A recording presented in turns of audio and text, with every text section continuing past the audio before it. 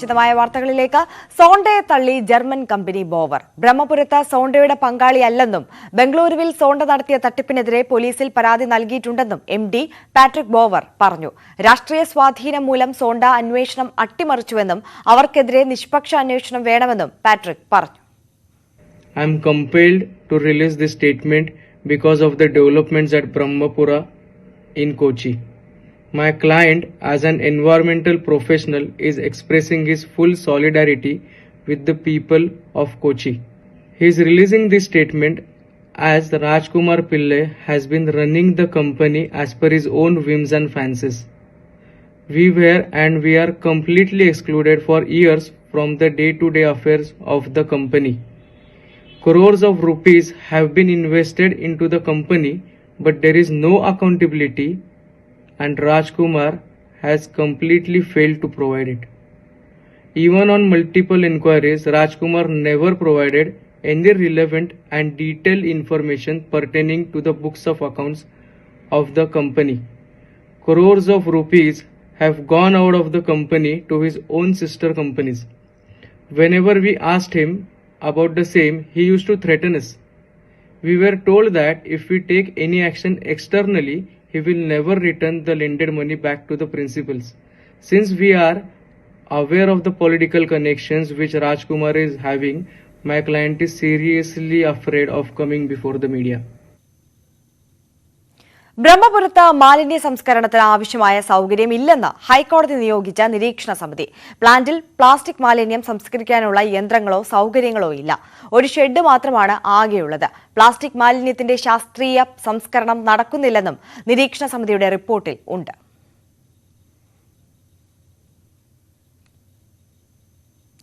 ബ്രഹ്മപുരം വിഷയത്തിൽ തുടർച്ചയായ രണ്ടാം ദിവസവും നിയമസഭ പ്രക്ഷുബ്ധം. അടിയന്തര പ്രമേയ നോട്ടീസ് എടുക്കാൻ പോലും സ്പീക്കർ വിസമ്മതിച്ചതോടെ നടുത്തളത്തിൽ സമാന്തര സഭ ചേർന്നായിരുന്നു പ്രതിപക്ഷ പ്രതിഷേധം. സമാന്തര സഭ ചേരുന്നത് ചട്ടവിരുദ്ധമാണെന്നും നടപടി ഉണ്ടാകുമെന്നുമുള്ള സ്പീക്കറുടെ മുന്നറിയിപ്പും പ്രതിപക്ഷം തള്ളി.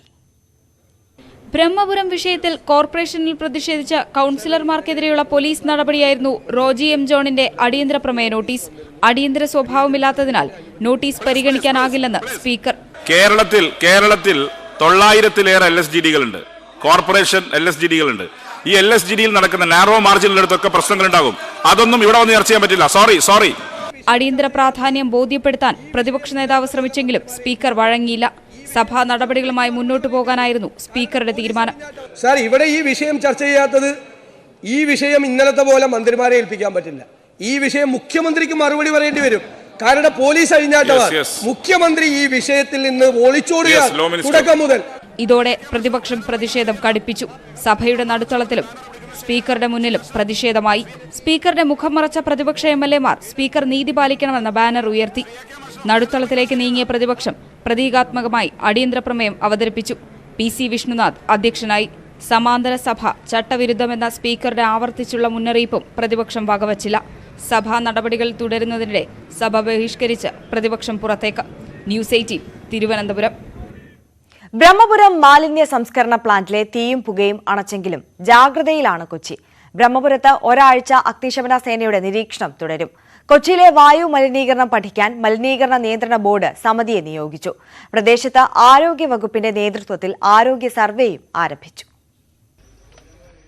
12 ദിവസം നീണ്ട ശ്രമകരമായ ദൌത്യത്തിനൊടുവിലാണ് ബ്രഹ്മപുരം ശാന്തമായത്. ദിവസങ്ങളോളം കൊച്ചിയെ ദുരിതത്തിലാക്കിയ തീയും പുകയും പൂർണ്ണമായി അണഞ്ഞു. ആശങ്കകൾ അവസാനിച്ചെങ്കിലും സ്ഥലത്ത് ജാഗ്രതാ നിർദ്ദേശം നൽകിയിട്ടുണ്ട്. ഒരാഴ്ച നീണ്ടു നിൽക്കുന്ന നിരീക്ഷണം നടത്താനാണ് അഗ്നിശമന സേനാ വിഭാഗത്തിന്റെ തീരുമാനം. ഫയർ ഫൈറ്റിംഗ് ചെയ്ത് എല്ലാം ശാന്തമായെങ്കിലും ഇത് ഉണ്ടാകാതിരിക്കാനുള്ള ഒരു നിരീക്ഷണമാണ് ഇവിടെ നടക്കുന്നത്. 7 ക്രൂ ആണ്, 7 വാഹനങ്ങൾ, 35ഓളം ജീവനക്കാർ 2 ഷിഫ്റ്റായിട്ട് ഇവിടെ ഉണ്ടാകും. ഓഫീസർമാർ ചാർജ് ഉണ്ടാകും. ഞങ്ങൾ മോണിറ്റർ ചെയ്യും. മോണിറ്ററിംഗ് കമ്മിറ്റി ഉണ്ട്. ആ കമ്മിറ്റി മീറ്റിംഗ് കൂടും വൈകുന്നേരങ്ങളിൽ. അങ്ങനെ കുറച്ച് ദിവസം നമ്മൾ ഇതിനെ മോണിറ്റർ ചെയ്യാനായിട്ടുണ്ടാവും. പുക അണഞ്ഞെങ്കിലും കൊച്ചി നഗരത്തിലെ വായു ഗുണനിലവാരം സംബന്ധിച്ചുള്ള ആശങ്ക നിലനിൽക്കുന്നുണ്ട്. കൊച്ചിയിലെ വായു മലിനീകരണം പഠിക്കാൻ മലിനീകരണ നിയന്ത്രണ ബോർഡ് പ്രത്യേക സമിതിയെ നിയോഗിച്ചു. പുകമലിനീകരണം ജനങ്ങളിൽ സൃഷ്ടിച്ച ആരോഗ്യ പ്രത്യാഘാതങ്ങൾ പഠിക്കാനായി ആരോഗ്യവകുപ്പിന്റെ ആരോഗ്യ സർവേയും ആരംഭിച്ചു. ആശാപ്രവർത്തകർ വീടുകളിലെത്തി ശേഖരിക്കുന്ന വിവരങ്ങളുടെ അടിസ്ഥാനത്തിലാണ് തുടർ നടപടികൾ. കൂടുതൽ മൊബൈൽ മെഡിക്കൽ യൂണിറ്റുകളും പ്രവർത്തനം ആരംഭിച്ചിട്ടുണ്ട്. സർക്കാർ സ്വകാര്യ ആശുപത്രികളുമായി സഹകരിച്ച് മെഡിക്കൽ ക്യാമ്പുകളും പുരോഗമിക്കുകയാണ്. മേഖലയിൽ ഗുരുതരമായ ആരോഗ്യ പ്രശ്നങ്ങൾ നിലനിൽക്കുന്നില്ലെന്നാണ് വിലയിരുത്തൽ. ന്യൂസ് 18 കൊച്ചി. ബ്രഹ്മപുരം വിഷയത്തിൽ ആരോഗ്യമന്ത്രിക്കെതിരെ വി.ഡി. സതീശൻ. മന്ത്രി പറഞ്ഞത് അവാസ്തവമാണ്. ഒരാരോഗ്യ പ്രശ്നങ്ങളുമില്ലെന്ന എന്തടിസ്ഥാനത്തിലാണ് പറഞ്ഞതെന്നും ബ്രഹ്മപുരത്ത് നടന്നത് വലിയ കബളിപ്പിക്കലാണെന്നും പ്രതിപക്ഷ നേതാവ് പറഞ്ഞു. അപ്പൊ ഈ ആരോഗ്യമന്ത്രി എന്തിന്റെ അടിസ്ഥാനത്തിലാണ് ഇങ്ങനെ പറയുന്നത്? ഒരാരോഗ്യ പ്രശ്നവും കൊച്ചിയിൽ ഇല്ലാന്നല്ല പറഞ്ഞത്. എന്തിന്റെ അടിസ്ഥാനത്തിലാണ് ചോദിച്ചത്? എന്ത് അടിസ്ഥാനത്തിലാണ്, ഏത് റിപ്പോർട്ടിന്റെ അടിസ്ഥാനത്തിലാണ് അവരത് പറഞ്ഞത് എന്നാണ് നിയമസഭയിൽ ചോദിച്ചത്. അതെങ്ങനെ വ്യക്തിപരമായി അവരെ അധിക്ഷേപിക്കുന്നാവും? യാതൊരു നാണവുമില്ലാതെ മന്ത്രിമാർ വന്ന് ന്യായീകരിക്കുമ്പോ അത് കേട്ടുകൊണ്ട് ഞങ്ങൾ ഇരിക്കണോ? അതിനെപ്പറ്റി ഞങ്ങൾ പറഞ്ഞപ്പോ ക്ഷമിക്കുന്നതാണെന്ന് പറയുന്നതിൽ എന്തർത്ഥമാണുള്ളത്? എന്തർത്ഥമാണുള്ളത്? ഇവരുടെ കെടുകാര്യസ്ഥത, ഇവർക്കാണ് ഉത്തരവാദിത്തം. ബ്രഹ്മപുരം തീപിടുത്തത്തിൽ സർക്കാരിന് ഒന്നും മറയ്ക്കാനില്ലെന്ന് CPM സംസ്ഥാന സെക്രട്ടറി MV ഗോവിന്ദൻ പ്രതികരിച്ചു. ഞങ്ങൾക്ക് ആരെയും സംരക്ഷിക്കേണ്ട ഒരു ഉത്തരവാദിത്വമില്ല.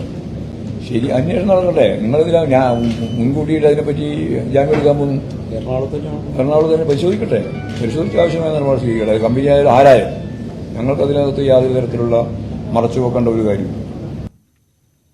ബ്രഹ്മപുരം തീപിടുത്തത്തിൽ കൊച്ചി മേയർ M. അനിൽകുമാറിന്റെ രാജി ആവശ്യപ്പെട്ട് യൂത്ത് കോൺഗ്രസ് ABVP പ്രവർത്തകർ കൊച്ചി കോർപ്പറേഷനിലേക്ക് നടത്തിയ മാർച്ചിൽ സംഘർഷം.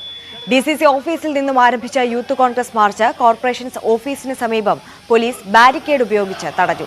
തുടർന്ന് പ്രവർത്തകർ ബാരിക്കേഡ് ഭേദിക്കാൻ ശ്രമിച്ചതോടെ പോലീസ് ജലപീരങ്കി പ്രയോഗിച്ചു. പോലീസിന് നേർക്ക് കല്ലും മാലിന്യങ്ങളും എറിഞ്ഞതോടെ പ്രവർത്തകരും പോലീസും തമ്മിൽ ഉന്തും തള്ളുമുണ്ടായി. കോൺഗ്രസ് നേതാവ് രമേശ് ചെന്നിത്തല മാർച്ച് ഉദ്ഘാടനം ചെയ്തു.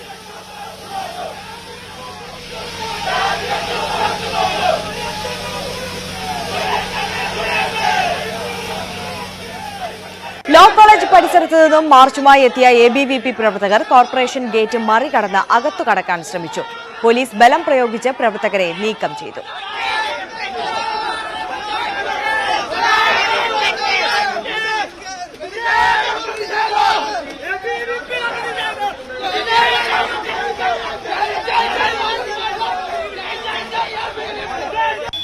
മേയറുടെ രാജി ആവശ്യപ്പെട്ട പ്രതിപക്ഷ കൌൺസിലർമാർ നഗരസഭയ്ക്ക് ഉള്ളിൽ നടത്തുന്ന സമരം തുടരുകയാണ്. പ്രതിഷേധത്തിന്റെ പേരിൽ ജീവനക്കാരെ ആക്രമിക്കുന്നുവെന്ന് ആരോപിച്ച് CPM അനുകൂല സംഘടനകളും പ്രതിഷേധം സംഘടിപ്പിച്ചു.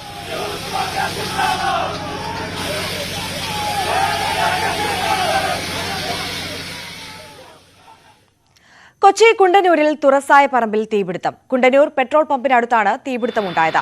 ഫയർഫോഴ്സ് എത്തി തീയണച്ചു.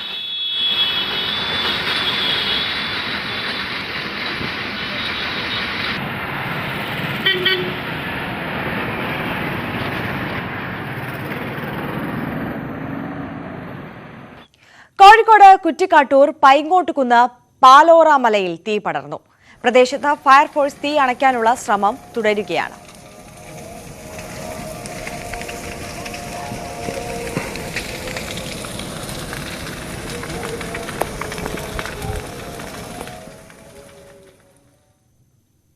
ലൈഫ് മിഷൻ കേസിൽ MA യൂസഫ് അലിയുടെ മൊഴി രേഖപ്പെടുത്തും.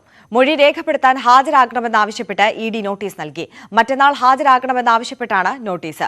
അതിനിടെ സ്വർണ്ണക്കടത്ത് കേസ് പ്രതി സ്വപ്ന സുരേഷിന്റെ പരാതിയിൽ വിജേഷ് പിള്ളയ്ക്കെതിരെ കർണാടക പോലീസ് FIR രജിസ്റ്റർ ചെയ്തു. സ്വർണ്ണക്കടത്ത് കേസ് ഒത്തുതീർപ്പാക്കാൻ എന്ന പേരിൽ ഇടനിലക്കാരനായി എത്തി വിജേഷ് പിള്ള ഭീഷണിപ്പെടുത്തിയെന്നായിരുന്നു സ്വപ്നയുടെ ആരോപണം.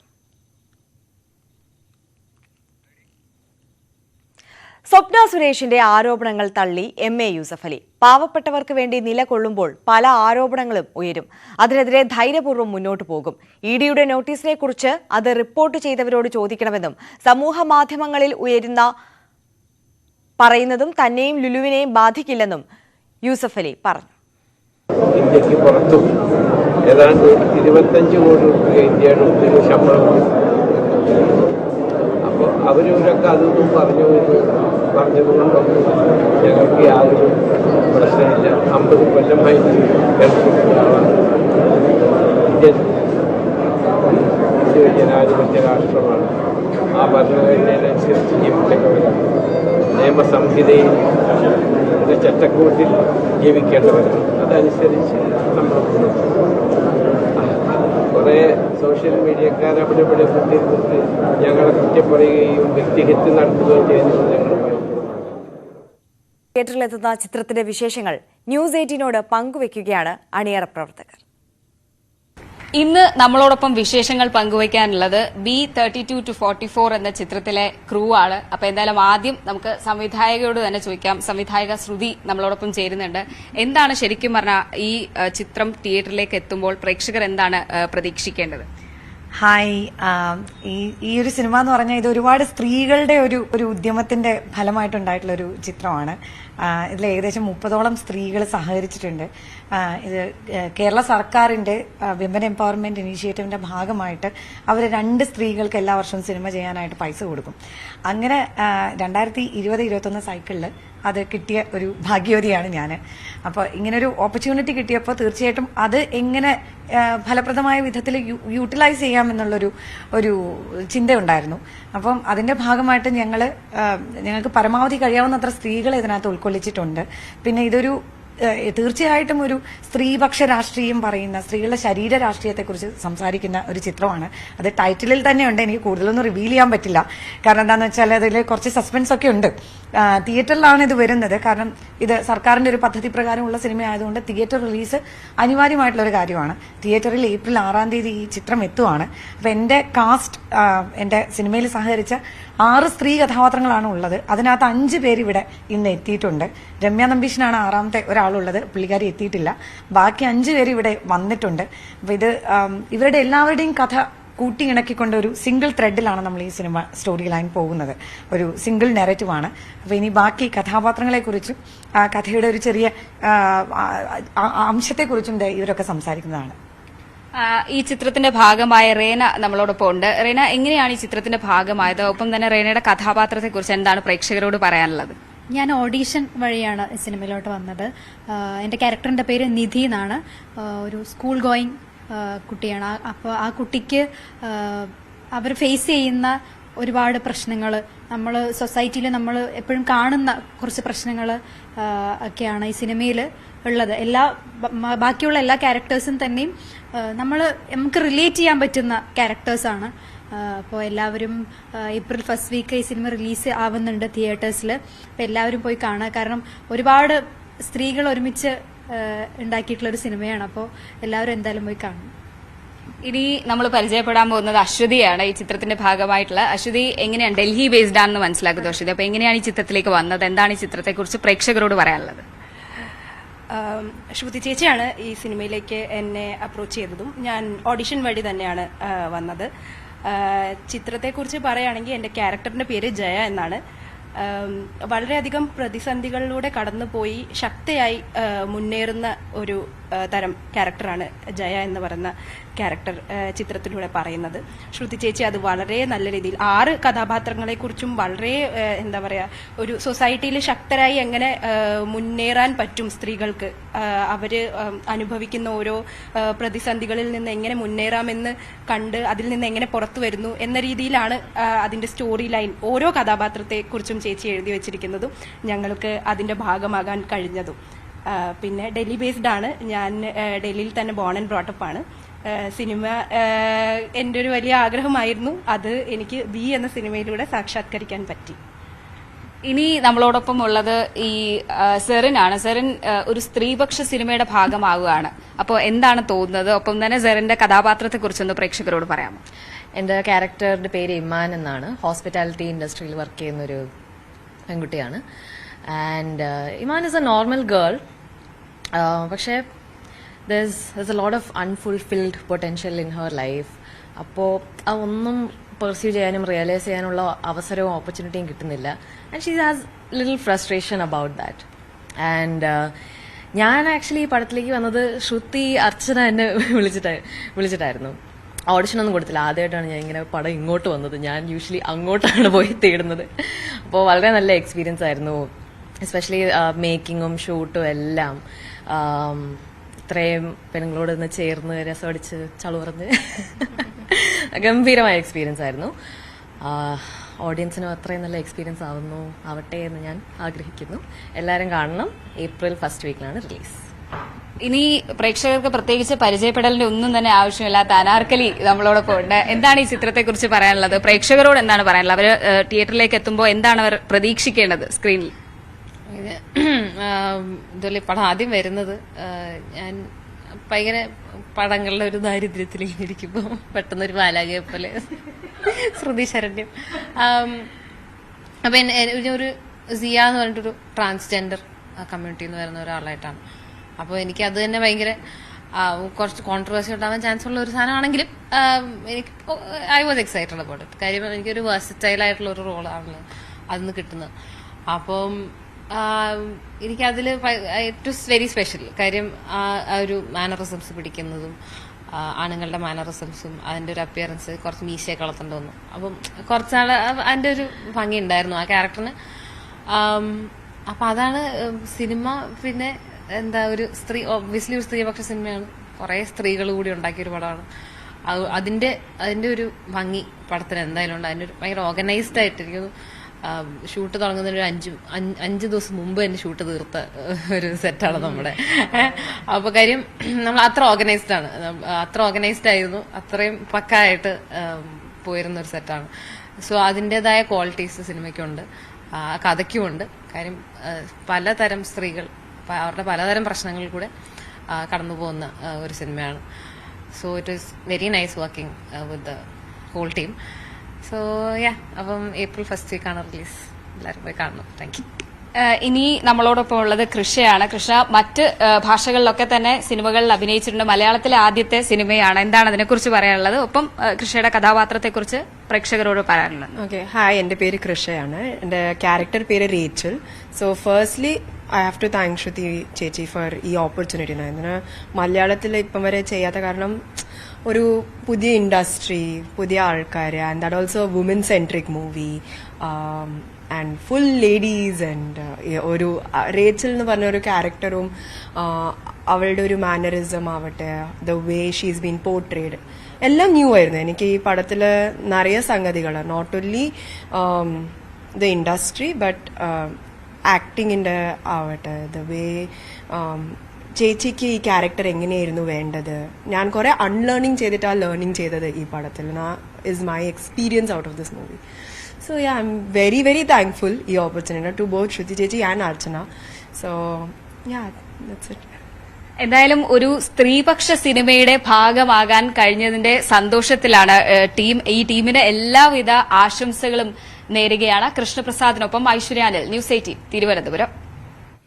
പ്രതിസന്ധി ഘട്ടത്തിലും ആത്മവിശ്വാസം കൈവിടരുതെന്ന വലിയ പാഠം പഠിപ്പിക്കുകയാണ് 10ാം ക്ലാസ്സുകാരി ആൻ മരിയ. അപകടത്തെ തുടർന്ന് കിടപ്പിലായെങ്കിലും ദിവസവും ആംബുലൻസിൽ സ്കൂളിലെത്തി പരീക്ഷ എഴുതുകയാണ് ഈ മിടുക്കി.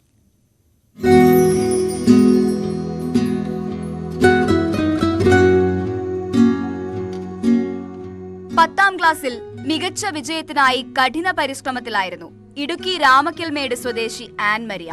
മോഡൽ പരീക്ഷാ സമയത്ത് വീടിനുള്ളിൽ തെന്നി വീണ ഇടുപ്പലിന് പരുക്കേറ്റു. സാരമായ പരുക്കായതിനാൽ സ്വയം എഴുന്നേൽക്കാനാവാത്ത അവസ്ഥയിലാണ്. മാസങ്ങളോളം ചികിത്സയും ആവശ്യമാണ്. പക്ഷേ തോൽക്കാൻ മനസ്സില്ലാത്ത ആൻമരിയ ആംബുലൻസിൽ സ്കൂളിലെത്തി ആത്മവിശ്വാസത്തോടെ പരീക്ഷയെ നേരിടുന്നു. എനിക്ക് ആഗ്രഹമുണ്ട്, പരീക്ഷ എനിക്ക് എഴുതണമെന്നുണ്ട്. ഇത്ര ഒരു വർഷം കൂടിയല്ലേ ഉള്ളായിരുന്നു പഠിക്കണമെന്ന് പഠിച്ച്. ഇത്രയും 10 വർഷം പഠിച്ചിട്ട് ഒരു വർഷം എഴുതിയില്ലെന്ന് പറഞ്ഞാൽ കഷ്ടമാണ്. പരീക്ഷ എഴുതാനാകില്ലെന്ന ആശങ്കയായിരുന്നു കൂടുതൽ വേദനിപ്പിച്ചത്. അധ്യാപകരോട് പരീക്ഷ എഴുതാൻ സാധിക്കുമോ എന്ന് തിരക്കി. തുടർന്ന് രാമക്കൽമേട് സേക്രഡ് ഹാർട്ട് സ്കൂൾ അധികൃതർ ആൻമരിയയ്ക്കായി ആംബുലൻസ് ഏർപ്പെടുത്തി. ചെലവെല്ലാം സ്കൂളിൽ നിന്നാണ്. ഇപ്പോഴും അവിടെ അവിടെ നിന്ന് നമ്മൾ ആംബുലൻസ് അറേഞ്ച് ചെയ്ത് ക്രമീകരിച്ചത് തൊട്ട് ഇന്ന് വരെയുള്ള ബാക്കി ചെലവുകളെല്ലാം സ്കൂളിൽ നിന്നാണ് വഹിക്കുന്നത്. സ്ക്രൈബിന്റെ സഹായത്തോടെയാണ് ആൻമരിയ പരീക്ഷ എഴുതുന്നത്. സ്വയം പരീക്ഷ എഴുതാൻ സാധിക്കില്ലെങ്കിലും പരീക്ഷ എഴുതാനാവുന്നതിന്റെ സന്തോഷത്തിലാണ് ആൻമരിയ. ഇതുവരെ കഴിഞ്ഞ പരീക്ഷകൾ മികച്ച രീതിയിൽ പൂർത്തിയാക്കി. ശാരീരിക വേദനകൾക്കിടയിലും അടുത്ത പരീക്ഷകൾക്കായുള്ള തയ്യാറെടുപ്പുകളും മുടക്കാറില്ല. ചെറിയൊരു സന്തോഷം ഉണ്ടായിരുന്നു,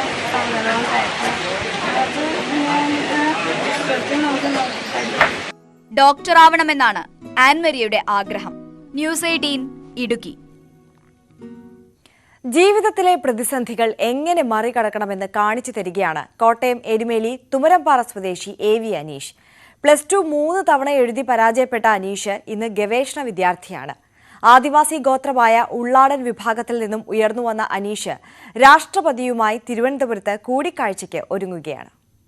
ഈ മാസം 17 തിരുവനന്തപുരത്ത് രാഷ്ട്രപതി ദ്രൗപദി മുർമു എത്തുമ്പോഴാണ് അനീഷ് ഉൾപ്പെടെയുള്ളവരുമായി സംവദിക്കാൻ പോകുന്നത്. നമ്മളിപ്പോൾ ഉള്ളത് തുമരമ്പാറയിലാണ്, അനീഷിന്റെ വീട്ടിലാണ്. അനീഷ് താഴെ വെള്ളമെടുക്കാൻ പോയതാണ്. ഇവിടെ വേനലിന്റെ വലിയ ദുരിതമുള്ള സ്ഥലം കൂടിയാണ്. അനീഷ് വെള്ളമെടുത്ത് വന്നുകൊണ്ടിരിക്കുകയാണ്.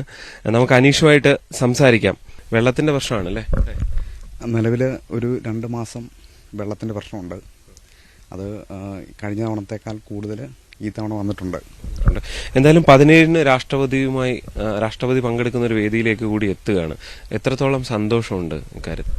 അല്ല, എന്നെ സംബന്ധിച്ച് ഒരു സാധാരണക്കാരൻ എന്ന നിലയിൽ, അല്ലെ തുമരമ്പാറ എന്ന് പറയുന്ന കൊച്ചു ഗ്രാമത്തിൽ നിന്ന് പഠിച്ച് ഒരു PhD ലെവലിലേക്കൊക്കെ എത്തിയ ഒരു മനുഷ്യൻ എന്ന നിലയിൽ ഒരു രാഷ്ട്രപതിയെ നേരിട്ട് കാണുന്നത് വലിയ കാര്യമാണ്. നമ്മൾ ഒന്നുകൂടി ചോദിക്കട്ടെ, ഈ പഠനത്തെക്കുറിച്ച് പറയുമ്പോഴാണ് +2 3 തവണയോളം പരാജയപ്പെട്ടു. പിന്നെ എങ്ങനെയാണ് അനീഷ് ആ സമയത്ത് എങ്ങനെയാണ് എനിക്കിനി പഠിക്കണമെന്ന് തോന്നുന്നത്? അത് നമ്മളെപ്പോഴും നമുക്ക് കൃത്യമായിട്ടുള്ള ഗൈഡൻസുകൾ കിട്ടാതെയാണ് ഒരു ആദിവാസി വിഭാഗത്തിലുള്ള ഒരാൾ വരുന്നത്. എല്ലാം തന്നെ കണ്ടു പഠിച്ചു വരിക എന്നുള്ളതാണ് എൻ്റെ അനുഭവം പറയുന്നത് കേട്ടോ. കാര്യം 10 തോറ്റപ്പോൾ എല്ലാ കുട്ടികളും 2 മാസം അവധി ആഘോഷിക്കുമ്പോൾ ഞാൻ എരുമേലിൽ മിൽമ എന്ന് പറഞ്ഞൊരു ഹോട്ടലിൽ പ്ലേറ്റ് വറുക്കാൻ വേണ്ടി പോകുമായിരുന്നു. അപ്പോൾ അത് കഴിഞ്ഞിട്ടാണ് നമ്മുടെ ഒരു സൗഹൃദത്തിലുള്ള ഒരാൾ എന്നെ +1 ചേർത്തത്. അപ്പോൾ അന്നും ആ ഒരു കോഴ്സ് തിരഞ്ഞെടുക്കാൻ പോലും എനിക്കന്ന് ശേഷിയില്ല. അവിടെ ഞാൻ എന്നിട്ട് തോറ്റുപോയി. സയൻസ് ബയോളജി പാടാണെന്നോ എനിക്ക് അറിഞ്ഞുകൂടാ, കൊമേഴ്സ് പാടാണെന്ന് എനിക്ക് അറിഞ്ഞുകൂടാ. ഒന്നും അറിയാത്ത സമയത്തിൽ ഈ വിരലിൽ എണ്ണിക്കൊണ്ടാണ് ഞാൻ ആ സയൻസ് ബയോളജി എന്ന് പറഞ്ഞ കോഴ്സ് എടുത്തത്. തോറ്റു കഴിഞ്ഞ് എങ്ങനെ വീണ്ടും ഇപ്പോൾ സാധാരണ 2-3 തവണയൊക്കെ തോറ്റു കഴിഞ്ഞാൽ ആളുകൾ ഉപേക്ഷിക്കും. പിന്നെ ഏത് നിമിഷത്തിലാണ് ഇനി മുന്നോട്ട് പോകാമെന്നൊക്കെ തോന്നിയത്? എന്ന് പറഞ്ഞാൽ നമ്മൾ പിന്നെ ഡെയിലി ഒരു 400 മരം ടാപ്പിംഗ് ആയിരുന്നു ജോലി ഡെയിലി. അപ്പം അത് ഒരു 11 മണിയാകുമ്പോഴത്തേക്ക് കഴിയും. പിന്നെ ചുമ്മാ ഇരിക്കണമല്ലോ എന്ന് വിചാരിച്ചിട്ടാണ് ഞാൻ വാഴക്കൃഷി ഒരു 1.5 ഏക്കർ സ്ഥലം പാട്ടത്തിനടുത്ത് കൃഷി ചെയ്തത്. അപ്പോൾ അത് കഴിഞ്ഞിട്ട് ഞാൻ ആലോചിച്ചു ഒന്ന് പഠിച്ചാലോ എന്ന് പറഞ്ഞാൽ എൻ്റെ അപ്പൻ ഇന്നും ഈ വീട്ടിൽ പത്രം വരുത്തുന്നില്ല. അപ്പൻ ഒരു 4 ബോണ്ട പൊതിഞ്ഞുകൊണ്ട് വന്ന ഒരു പേപ്പർ വായിച്ചിട്ടുള്ളൊരു പ്രചോദനമാണ് എനിക്കിപ്പോഴും ഉള്ളത്. കാര്യം അതിൻ്റെ അകത്ത് SC/STക്ക് പഠിക്കാൻ അവസരമുണ്ട്, അല്ലെങ്കിൽ നമ്പർ അടക്കമാണ് കൊടുക്കുന്നത്. SC/STക്ക് പഠിക്കാൻ അവസരമുണ്ട് യൂണിവേഴ്സിറ്റി. അന്ന് യൂണിവേഴ്സിറ്റി പോലും അറിഞ്ഞുകൂടാ. എന്നറിഞ്ഞപ്പോൾ അത് കണ്ടപ്പോൾ എന്നാൽ ഒന്ന് ശ്രമിച്ചാലോ എന്നുള്ള ചെറിയൊരു ശ്രമത്തിൻ്റെ ഭാഗമാണ് ഇന്ന് വലിയ ചെറിയ വിജയത്തിലേക്ക് എത്തിക്കൊണ്ടിരിക്കുന്നത്. BSc ഫിസിക്സ് എടുക്കുന്നു, പക്ഷെ പിന്നീട് PGയിലേക്ക് പോകുമ്പോൾ സ്കൂൾ ഓഫ് ലെറ്റേഴ്സിലേക്ക് ആണ്. PG എങ്ങനെയാണ്, അതെവിടെയാണ് എത്തുന്നത്? PhD ആണ് സ്കൂൾ ഓഫ് ലെറ്റേഴ്സിൽ എത്തുന്നത് അല്ലേ? അല്ല, ഞാൻ ശരിക്കും MSc ഫിസിക്സ് ആയിരുന്നു ആദ്യം. പിന്നെ അവിടുന്ന് നമ്മുടെ ഒരു ട്രൈബ് എന്ന നിലയിൽ എൻ്റെ സാഹചര്യം കൊണ്ട് ഞാൻ ആ കോഴ്സ് നിർത്തിയപ്പോഴും കുറേ PSC ഒക്കെ എഴുതി കുറേ ലിസ്റ്റിലൊക്കെ വന്നായിരുന്നു. പക്ഷേ അവിടെ നിന്ന് ഇറങ്ങുമ്പോൾ എനിക്കൊരാഗ്രഹം ഉണ്ടായിരുന്നു, എന്തെങ്കിലും ഇനി പഠിക്കുകയാണെങ്കിൽ സ്കൂൾ ഓഫ് ലെറ്റേഴ്സിൽ ഞാൻ പഠിക്കുകയുള്ളൂ എന്ന് എനിക്കൊരു തീരുമാനമുണ്ടായിരുന്നു. അത് വളരെ യാദർച്ഛികമായിട്ട് സംഭവിച്ചു. കാര്യം ആ ഡിപ്പാർട്ട്മെൻറ്റിൽ പഠിച്ചുകൊണ്ടാണ് എനിക്ക് ഒരുപാട് ഹെൽപ്പ്, അല്ലെങ്കിൽ ജീവിതത്തിൽ ഒരുപാട് മാറ്റം ഉണ്ടാക്കാൻ പറ്റിയ കാര്യം. അതൊരു പ്രത്യേക ഡിപ്പാർട്ട്മെൻറ്റാണ് സ്കൂൾ ഓഫ് ലെറ്റേഴ്സ്. അത് കാര്യം പറയണം, അതെന്താണ് കാര്യം എന്നുള്ളത്. കാരണം അവിടെ എന്തുകൊണ്ട് അവിടുത്തെ അധ്യാപകരുടെ പ്രചോദനമാണോ, എന്താണ് അതിൻ്റെ കാര്യം എന്ന് പറഞ്ഞാൽ ഞാൻ പറഞ്ഞില്ലേ, ഇപ്പം എല്ലാ ഡിപ്പാർട്ട്മെൻറ്റിലും ഡെയിലി ക്ലാസ്സിൽ കയറണം, സൈൻ ചെയ്യണം, അങ്ങനെയൊക്കെയുണ്ട്. പക്ഷെ ഒരു ഏറ്റവും ബാക്കിൽ ഏറ്റവും ദാരിദ്ര്യത്തിൽ നിന്ന് വന്ന, അല്ലെങ്കിൽ ഏറ്റവും സാഹചര്യത്തിൽ നിന്ന് വന്ന ഒരു മനുഷ്യൻ അവിടെ ഒന്നരാടൻ ക്ലാസ്സിൽ കയറിയാണ് ഈ കോഴ്സ് പൂർത്തീകരിക്കുന്നത്. അന്ന് ആ കോഴ്സ് പൂർത്തീകരിക്കാൻ വേണ്ടി അവരാരേലും നീ ഇനിയും വരണ്ട എന്ന് പറഞ്ഞു കഴിഞ്ഞാൽ എനിക്ക് പോകാൻ പറ്റിയല്ല. കാര്യം എന്നെ അവിടെ പരിഗണിച്ച മനസ്സുകളുണ്ട് അവിടെ. കാര്യം ഒന്നരാടൻ ക്ലാസ് കയറുമ്പോഴും, ഒന്നരാടൻ ക്ലാസ് എന്ന് പറയുമ്പോൾ മറ്റ് ജോലികളൊക്കെ ചെയ്യുക എന്നുള്ളത് കാരണം കൊണ്ട് കൂടിയാണോ, എന്തുകൊണ്ടാണ്? ഞാൻ ആ സമയത്ത് നാട്ടിൽ 500 മരം ടാപ്പിംഗ് ചെയ്യുന്നുണ്ട്. 500 മരം ടാപ്പിംഗ് ചെയ്തിട്ട് പാലെടുത്ത് ഷീറ്റൊക്കെ അടിച്ചിട്ടാണ് ഞാൻ പോകുന്നത്. അപ്പോൾ ഒന്നരാടൻ ഞാൻ ക്ലാസ്സിൽ കയറുള്ളൂ. അപ്പോൾ എന്നാലും നമ്മളെ പരിഗണിച്ച അധ്യാപകരുണ്ട് അവിടെ ഇപ്പോഴും. അതുമല്ല, സ്കൂൾ ഓഫ് ലെറ്റേഴ്സിൽ എനിക്ക് തോന്നുന്നു 10-24 വർഷത്തിന് ശേഷമാണ് ഒരു ട്രൈബിൽ നിന്ന് ഒരാൾ PhDക്ക് വരുന്നത്. അപ്പോൾ അതിൻ്റെ അകത്ത് ഞാനിപ്പോഴും വിശ്വസിക്കുന്നൊരു കാര്യമുണ്ട്, കേരള ഗവൺമെൻറ് തന്ന റിസർവേഷനിലല്ല ഞാൻ പഠിക്കുന്നത്. PS രാധാകൃഷ്ണൻ എന്ന് പറയുന്ന എൻ്റെ ഗൈഡ് തന്ന റിസർവേഷനിലാണ് ഞാൻ ഇന്ന് അവിടെ PhD ചെയ്യുന്നത്. കൂടെ ഹരിമാഷും അജ്മാഷും അങ്ങനെയുള്ള അധ്യാപകരെല്ലാം എന്നെ സപ്പോർട്ട് ചെയ്യുന്നുണ്ട്. അപ്പം ഏറ്റവും ഇത്രയും നമ്മുടെ ഇപ്പം നിലവിലുള്ള വലിയ അധ്യാപകരെ പറ്റി പറയുമ്പം എന്നെ ആദ്യം പഠിപ്പിച്ച രമ ടീച്ചർ. കാര്യം എൻ്റെ അമ്മ എന്നെ കൂട്ടിക്കൊണ്ട് വരാൻ വേണ്ടി ചെറുപ്പകാലത്തിൽ വരുമ്പം എന്നെ കെയർ ചെയ്തിട്ട് രമ ടീച്ചറിൻ്റെ മടിയിലപ്പം കൊടുത്തു വിടുന്ന രമ ടീച്ചറിനെയും ഞങ്ങൾക്ക് ഫുഡ് ഉണ്ടാക്കി തന്ന, ഭക്ഷണം ഉണ്ടാക്കി തന്ന അമ്മണിയമ്മയും കൂടെ ഓർത്ത് പറയണം. ദൂരം ഒരുപാടുണ്ട്, പക്ഷെ എൻ്റെ ഓർമ്മകളിൽ ഇവരെല്ലാം ഒരുപോലെ തന്നെയാണ്. ഇനിയിപ്പോൾ അങ്ങനെ ഒരുപാട് അനുഭവങ്ങൾ അനീഷിനുണ്ട്. ഇതിപ്പം PhD-യിലേക്ക് വരുമ്പോൾ എന്ത് വിഷയം, അങ്ങനെയൊക്കെയുള്ള കാര്യങ്ങൾ, ഇപ്പോൾ അതും ആദിവാസി ഗോത്ര വിഭാഗങ്ങൾ, അത്തരം കാര്യങ്ങളൊക്കെ കൂടി ചേർത്താണല്ലേ അനീഷ് ചെയ്യുന്നത്? നിലവിൽ ഈ ഞാൻ എൻ്റെ PG പഠിക്കുന്ന സമയത്ത് പ്രൊജക്റ്റ് തയ്യാറാക്കാൻ വേണ്ടി എൻ്റെ കാറ്റഗറിയെ പറ്റി എഴുതാൻ വേണ്ടി ഒരു ശ്രമം നടത്തി. നമ്മുടെ ലൈബ്രറികളെല്ലാം പോയി നോക്കി, ഒന്നും കണ്ടില്ല കേട്ടോ. അന്ന് എനിക്കൊരു കാര്യം മനസ്സിലായി, ഈ ഉള്ളാട ജനതയെപ്പറ്റി ഒരു എഴുത്ത് വന്നിട്ടില്ലാണ്. പിന്നെ ഏതെങ്കിലും ഒരു ട്രൈബിനെ പറ്റി എഴുതണമെന്ന് വിചാരിച്ച് ഞാൻ അന്ന് മലയറിയാസിനെ പറ്റിയാണ് എഴുതിയത്. അതുകൊണ്ട് തീരുമാനിച്ചു എന്തെങ്കിലും കാണണം, അതുകൊണ്ട് ഞാൻ തന്നെ എഴുതുകയാണെന്ന് അനീഷ് തീരുമാനിച്ചു അല്ലേ? PhD എന്ന് പറഞ്ഞാൽ അതുമല്ല, ആ സമയത്ത് കോവിഡും കൂടെ വന്നു കേട്ടോ. ഞാൻ MPhilന് ശരിക്കും പറഞ്ഞാൽ ഞങ്ങളുടെ കുറച്ച് ഫോക്ലോറുമായിട്ട് ബന്ധപ്പെട്ട് കുറച്ച് സാധനങ്ങൾ എഴുതാൻ വേണ്ടിയാണ് ശ്രമിച്ചത്. എൻ്റെ ഐഡിയ അങ്ങനെയായിരുന്നു. പക്ഷെ കോവിഡ് അവിടെ നമ്മളെ തോൽപ്പിച്ചു.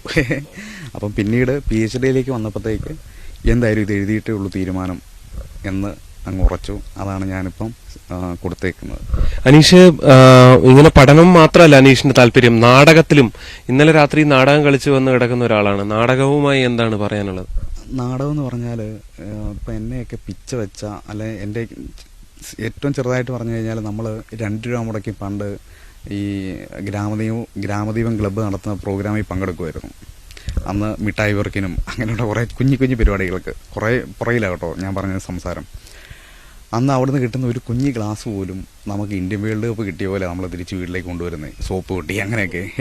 അവിടെ നിന്നാണ് ഞാനൊരു സ്പേസിലേക്ക് കയറുന്നത്, അല്ലെങ്കിൽ ഒരു ഡ്രാമ അല്ലെ നാടകം. പിന്നീട് അവിടെ സ്കിറ്റ് ചെയ്തിട്ടുണ്ട്, കുറേ സ്കിറ്റുകൾ ചെയ്തിട്ടുണ്ട്, പാട്ട് പാടിയിട്ടുണ്ട്.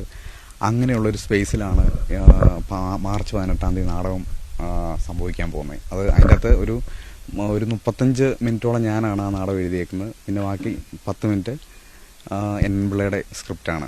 അപ്പം ആ നാടകം അഭിനയമുണ്ട്. ഇല്ല, ആ നാടകത്തിൽ ഞാൻ അഭിനയിക്കുന്നില്ല. മറ്റ് നാടകങ്ങളിൽ അഭിനയിക്കുന്നുണ്ട് അനീഷ്? നാടകത്തിൽ ഞാൻ കുറേ നാടകത്തിൽ അഭിനയിച്ചിട്ടുണ്ട്. അത് സ്കൂൾ ഓഫ് ലിറ്ററസി വന്നിട്ടുള്ള സംഗതികളാണ്. അതുവരെ സ്കിറ്റ്, പാട്ട്, അങ്ങനെ ചെറിയ കുഞ്ഞു മോഹങ്ങളെ ഉണ്ടായിരുന്നു. പക്ഷേ അവിടെ ചെന്നേ പിന്നെ ഒരുപാട് നാടകത്തിലൊക്കെ അഭിനയിച്ചിട്ടുണ്ട്. എന്തായാലും അനീഷിന്റെ കഥ പറഞ്ഞാൽ തീരില്ല. അനീഷ് എന്തായാലും രാഷ്ട്രപതിയുമായി ഒക്കെ കാണാൻ പോവുകയാണ്. വലിയൊരു കാര്യമായി തന്നെ കൃത്യമായി അടയാളപ്പെടുത്തേണ്ട ഒന്നുകൂടിയാണ് അത് എന്ന കാര്യത്തിൽ യാതൊരു സംശയവുമില്ല. അനീഷിന്റെ ജീവിതം ഒരു പാഠം തന്നെയാണ് എന്ന് പറയേണ്ടി വരും. തുമരംപാറയിൽ നിന്ന് ഇമ്മാനുവൽ തോമസിനൊപ്പം G. ശ്രീജിത്ത്, News 18. വാർത്തകളിലേക്ക്. കണ്ണൂർ വളപട്ടണം പോലീസ് സ്റ്റേഷനിൽ നിർത്തിയിട്ട വാഹനങ്ങൾ കത്തിച്ച കേസിൽ പ്രതി പിടിയിൽ. കാപ്പ കേസിൽ പ്രതിയായ പുതിയതെരു സ്വദേശി ഷമീമിനെ ബലം പ്രയോഗിച്ചാണ് പോലീസ് പിടികൂടിയത്. കസ്റ്റഡിയിലെടുക്കുമ്പോൾ പ്രതി പോലീസിനെ ആക്രമിച്ചു. ആക്രമണത്തിൽ 2 സിവിൽ പോലീസ് ഓഫീസർമാർക്ക് പരിക്കേറ്റു. പോലീസ് പിടിച്ചെടുത്ത 5 വാഹനങ്ങൾക്കാണ് പുലർച്ചെ 3 മണിയോടെ ഷമീം തീയിട്ടത്.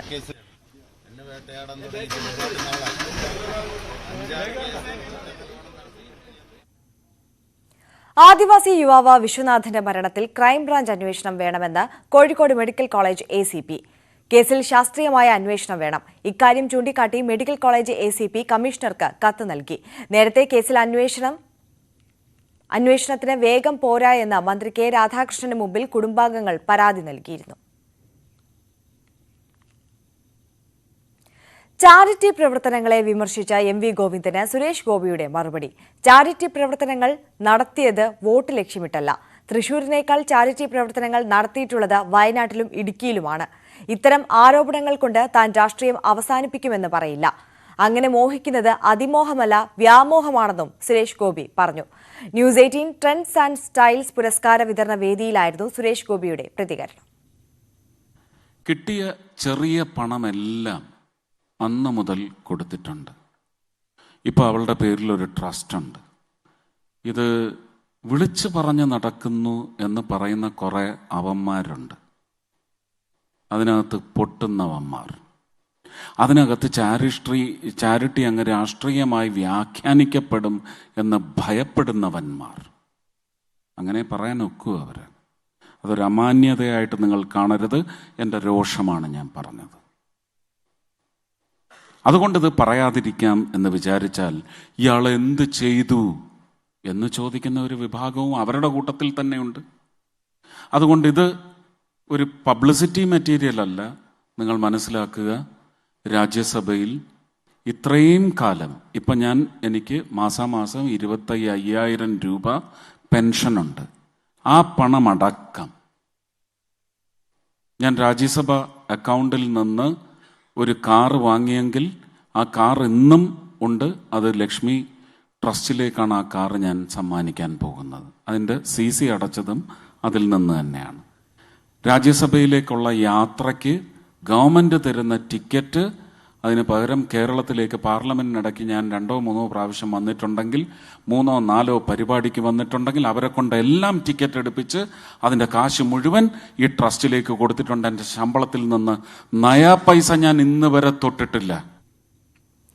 കേരള രാഷ്ട്രീയത്തിൽ തന്നെ ഉൾക്കൊള്ളിച്ചില്ലെന്ന വിമർശനവുമായി സുരേഷ് ഗോപി. പാർലമെന്റ് അംഗമെന്ന നിലയിൽ ഒരുപാട് പരിമിതികൾ ഉണ്ടായിരുന്നു. കേരളത്തിൽ കൊണ്ടുവരാൻ ശ്രമിച്ച പല വികസന പ്രവർത്തനങ്ങൾക്കും മറ്റ് രാഷ്ട്രീയ വിഭാഗങ്ങളിൽ നിന്ന് പിന്തുണ ലഭിച്ചില്ലെന്നും അദ്ദേഹം കുറ്റപ്പെടുത്തി. ഞാൻ ഉണ്ടായിരുന്ന ഒരു കപ്പാസിറ്റി, എനിക്ക് കിട്ടിയിരുന്ന ഒരു കപ്പാസിറ്റിയിൽ ഒരുപാട് ലിമിറ്റേഷൻസ് ഉണ്ടായിരുന്നു. എന്നെ ഏറ്റവും അധികം പുറന്തള്ളുകയും ചവിട്ടി തേച്ചൊട്ടിക്കുകയും ചെയ്യുന്ന ഒരു രാഷ്ട്രീയമാണ് കേരളത്തിലുണ്ടായിട്ടുള്ളത്. ന്യൂസ് 18 കേരളത്തിന്റെ സോഷ്യൽ മീഡിയ പുരസ്കാര വിതരണ ചടങ്ങിൽ സദസ്സുമായി സംവദിക്കുമ്പോഴാണ് സുരേഷ് ഗോപി ആക്ഷേപങ്ങൾ തുറന്നു പറഞ്ഞത്. ഏറ്റവും അധികം പുറന്തള്ളുകയും ചവിട്ടി തേക്കുകയും ചെയ്യുന്ന രാഷ്ട്രീയമാണ് കേരളത്തിലേത്. കുട്ടനാടിന്റെ കൃഷിനാശം തടയുന്നതിന് വേണ്ടിയുള്ള സ്ഥിരം സംവിധാനം ഒരുക്കാൻ ശ്രമിച്ചപ്പോൾ അത് ഇല്ലാതാക്കാൻ രാഷ്ട്രീയ താൽപര്യത്തോടെയാണ് ശ്രമം നടന്നത്. MP ഫണ്ട് ലാപ്സാക്കാനാണ് CPM ഭരിക്കുന്ന പഞ്ചായത്ത് ഉൾപ്പെടെ ശ്രമിച്ചത്. പാതിരപ്പള്ളി എന്ന് പറയുന്ന ആലപ്പുഴയിലുള്ള ഒരു കമ്മ്യൂണിസ്റ്റ് പഞ്ചായത്തിലെ അംഗങ്ങൾ ഇത് നടപ്പിലാക്കില്ല.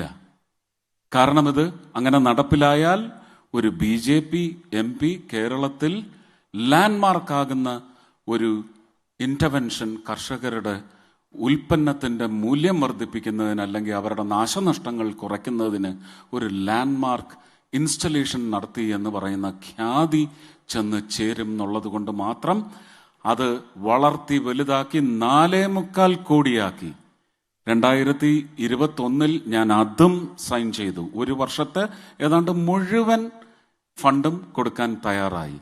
അതും നടപ്പിലാക്കിയില്ല. വിളപ്പിൽശാലയിൽ മാലിന്യത്തിൽ നിന്ന് വൈദ്യുതി ഉൽപ്പാദിപ്പിക്കാനുള്ള പദ്ധതി മുന്നോട്ട് വെച്ചെങ്കിലും അന്ന് മുഖ്യമന്ത്രിയായിരുന്ന ഉമ്മൻചാണ്ടി പിന്തുണ നൽകിയില്ല. ലോക്സഭാ തെരഞ്ഞെടുപ്പിൽ വീണ്ടും മത്സരിക്കുമോ എന്ന ചോദ്യത്തിന് തീരുമാനിക്കേണ്ടത് പാർട്ടി നേതൃത്വമാണെന്നായിരുന്നു മറുപടി. തൃശൂരിലെ BJP പൊതുയോഗത്തിൽ മത്സരിക്കാൻ താൽപര്യം വ്യക്തമാക്കിയ സുരേഷ് ഗോപി സ്ഥാനാർത്ഥിത്വം തന്റെ ഇഷ്ടമോ നിശ്ചയപ്രകാരമോ അല്ലെന്നാണ് പ്രതികരിച്ചത്. എന്റെ നേതാക്കൾ 2, 3, 4 പേരേ ഉള്ളൂ. അവരാണ് തീരുമാനിക്കുന്നത്. ഞാൻ രാഷ്ട്രീയത്തിൽ വരുന്നതിന് കാരണക്കാരായതും അവരാണ്. രാഷ്ട്രീയത്തിൽ ഞാൻ എന്തെങ്കിലുമൊക്കെ നിങ്ങൾക്ക് വേണ്ടി ചെയ്യുന്നതിനായിട്ടുണ്ടെങ്കിൽ അതും അവരുടെ നിശ്ചയമായിരുന്നു, എൻ്റെ നിശ്ചയമായിരുന്നില്ല. അതുകൊണ്ട് തന്നെ കാൻഡിഡേച്ചർ എന്ന് പറയുന്നതും ഒരിക്കലും എൻ്റെ ഇഷ്ടമോ എൻ്റെ നിശ്ചയമോ അല്ല. അത് അവർ തീരുമാനിക്കും. Thank you very much. News 18 Kochi. News 18 Keralam trends and style അവാർഡുകൾ കൊച്ചിയിൽ നടന്ന ചടങ്ങിൽ സമ്മാനിച്ചു. സൂപ്പർസ്റ്റാർ സുരേഷ് ഗോപിയാണ് പുരസ്കാരങ്ങൾ സമ്മാനിച്ചത്. മികച്ച സോഷ്യൽ മീഡിയ ഇൻഫ്ലുവൻസർമാരായി കാർത്തിക് സൂര്യയും പേളിമാണിയുമാണ് പുരസ്കാരത്തിന് അർഹമായത്. കാർത്തിക് സൂര്യ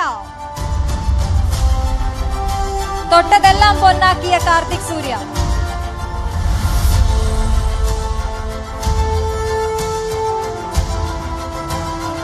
Pearle Maaney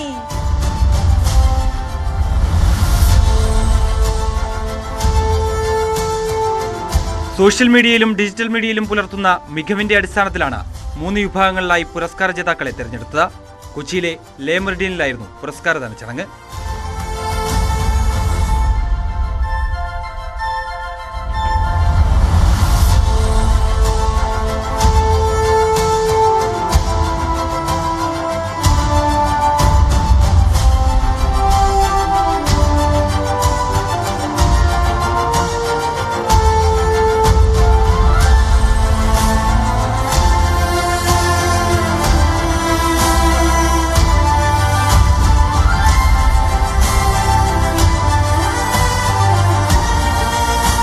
news 18 network south managing editor Vivek Narayanan, news 18 Keralam output editor Manjush Gopal, input editor TG Sajith എന്നിവർ പങ്കെടുത്തു. ന്യൂസ് 18 കൊച്ചി.